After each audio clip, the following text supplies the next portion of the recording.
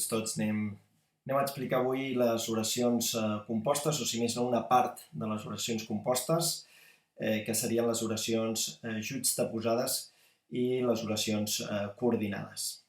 Ja sabeu que hi ha tres tipus d'oracions compostes, però ens centrarem en les dues primeres, en la juxtaposada i en les coordinades. Les subordinades ja les veurem en un altre vídeo, en un altre capítol. Les oracions compostes ja sabeu que són aquelles oracions que contenen dos o més verbs. Per tant, aquestes tres tipus d'oracions, juxtaposades, coordinades, subordinades, tenen com a punt comú que totes elles tenen dos o més verbs. Ara veiem una mica què és el que les diferencia. En aquest esquema podem veure una mica que les oracions juxtaposades i coordinades estan en el mateix nivell gramatical. Què vol dir això?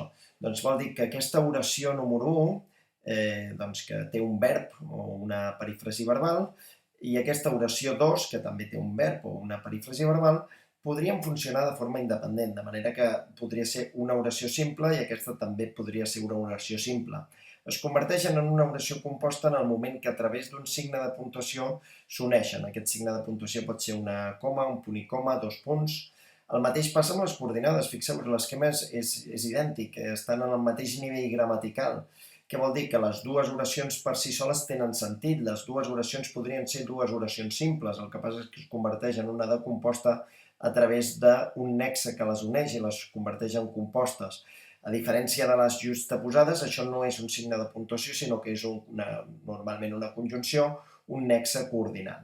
I en canvi, fixeu-vos que les oracions subordinades, l'esquema és ben diferent. Hi ha una oració principal i després hi ha una oració secundària, una oració subordinada que està per sota, que depèn d'aquesta oració principal. Hi ha un verb principal en aquesta oració, un verb subordinant en aquesta segona oració, però les dues oracions no tenen sentit independent, sinó que una oració depèn de l'altra. Per tant, no tenen sentit per separat, sinó que una fins i tot realitza una funció sintàctica dins de l'altra. Les oracions juxtaposades, ja hem dit que estaven en el mateix nivell gramatical, que s'uneixen pel sentit, per tant que no necessiten cap nexe sintàctic, i per tant s'uneixen a través de signes de puntuació, una coma, dos punts, un punt i coma. Fixeu-vos l'exemple. Tenim una oració 1 amb un verb, prepara, tenim una oració 2 amb un verb, llegeix. Les dues oracions tindrien sentit independent, podrien ser perfectament oracions simples, en Jordi prepara unes classes, té sentit, la Maria llegeix un llibre, té sentit, simplement que les dues s'uneixen a través d'un punt i coma que les converteix en una oració composta, concretament en una oració juxtaposada, perquè van unides a través d'aquest punt i coma. El mateix ens passa de forma molt semblant amb les coordinades, que estan en el mateix nivell gramatical, el que passa és que aquí sí que s'uneixen a través d'una relació sintàctica, que d'alguna forma la designa aquest nexe que les uneix. Van unides, per tant, no a través de signe de puntuació com les juxtaposades, sinó a través d'un nexe, d'un enllaç coordinant, d'una conjunció, que els atorga aquest matís significatiu.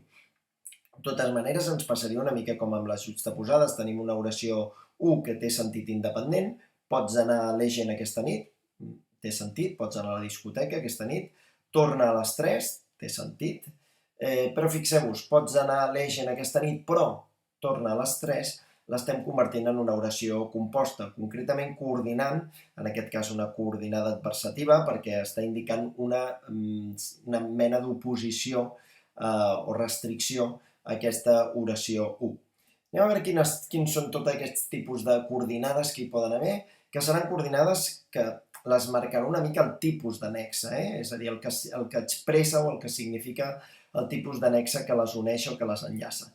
Tenim coordinades copulatives, coordinades adversatives, disjuntives, distributives, consecutives o ilatives, continuatives o explicatives. Anem a veure aquests 7 tipus d'oracions coordinades. Anem a les copulatives, número 1.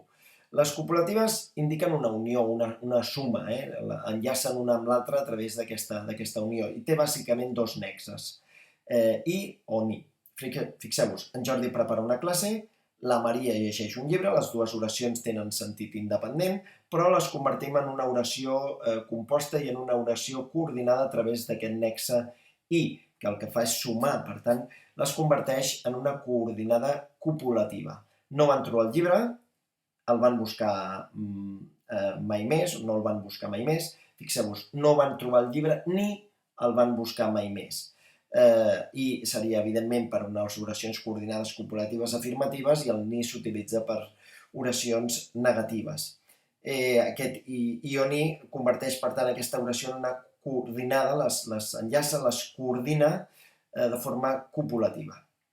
Adversatives indiquen una oposició o contrarietat, nexes, però, si no, tanmateix, sinó que, més aviat, en canvi, en Jordi va estudiar molt, va suspendre l'examen, semblen dues oracions un pèl contraposades, perquè hi ha aquesta oposició, En Jordi va estudiar molt, però va suspendre l'examen. Per tant, aquest però converteix aquestes dues oracions que podrien ser simples en una oració composta, en una oració coordinada, perquè les uneix a través d'aquest nexe coordinat, a través d'aquesta conjunció, que és una conjunció adversativa, per oposició. No estudia i, tanmateix, treu el curs net.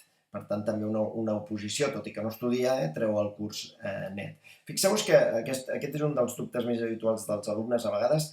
Aquesta I, què passa amb aquesta I? Molts pregunteu a vegades, escolta'm, si hi ha una I, si hi ha aquesta conjunció copulativa i després hi ha un altre tipus de nexe, què és? Copulativa i adversativa? És copulativa? És adversativa? Doncs mireu, aquest I normalment serveix també com a nexe de reforç i tanmateix, diguéssim que aquest nexe tanmateix és el que aporta el significat.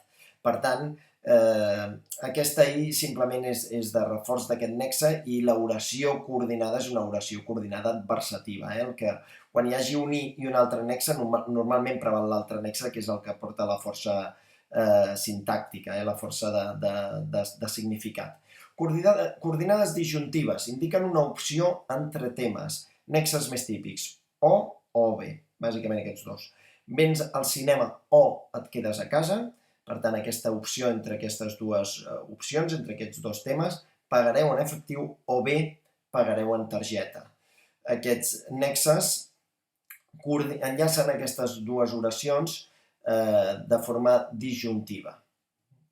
Fixeu-vos, distributives, alternativa entre dues opcions. Fixeu-vos que la definició és molt semblant a la que teníem amb disjuntives. Disjuntives veiem una opció entre temes i en les distributives veiem alternativa entre dues opcions. Home, és bastant semblant. Però teniu una forma molt fàcil de diferenciar-les, i és que els nexes sempre són nexes dobles. Un nexe està al principi de l'oració 1, l'altre nexe està al principi de l'oració 2.